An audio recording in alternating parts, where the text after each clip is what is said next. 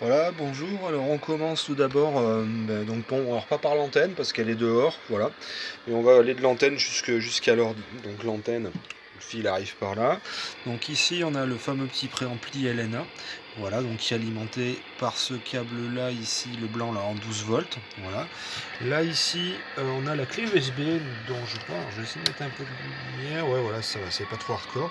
Donc c'est la clé USB sortie du préampli qui rentre à la clé.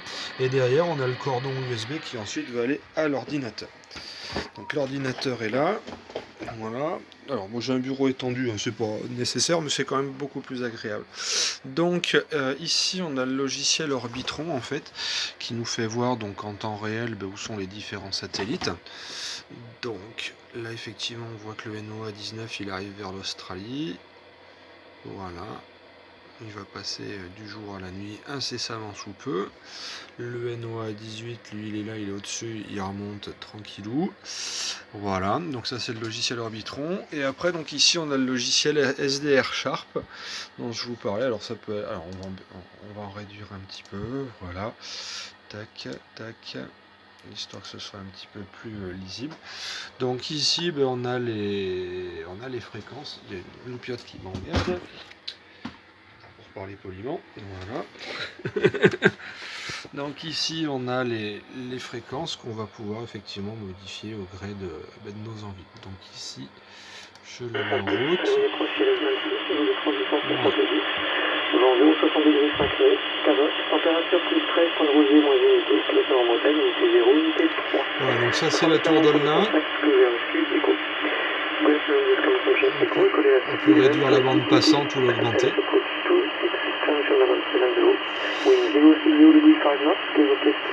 Voilà, après qu'est-ce qu'on a d'autre? Ça doit être une Moïse. Tout à l'heure, il y a peu d'avions par la période actuelle, ce qui se comprend. Mais tout à l'heure, ça causait. Je sais pas ce que c'est. On a des pics là. Alors on peut aller se balader dessus. C'était un peu violent là.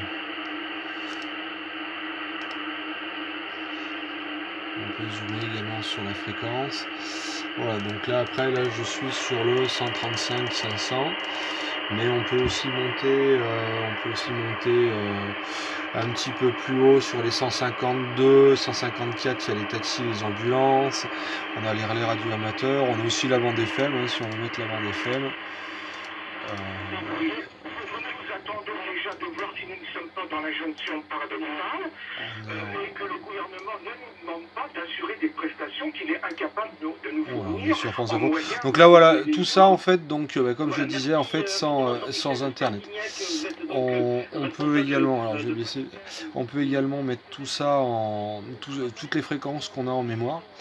Et donc du coup après voilà, on a pas mal de plugins également, donc pour pouvoir décoder un petit peu tout. Voilà, Frequency Manager. Alors, je me suis mis le relais radio amateur de la perdrix en mémoire. Donc là tout de suite il n'y a rien dessus. Voilà, et la tour de contrôle, voilà, sur laquelle on était. Voilà. J'ai réinstallé il n'y a pas longtemps, c'est pour ça. Voilà. Donc voilà un petit peu le truc. Et après on a également possibilité, c'est surtout ça qui va nous intéresser nous.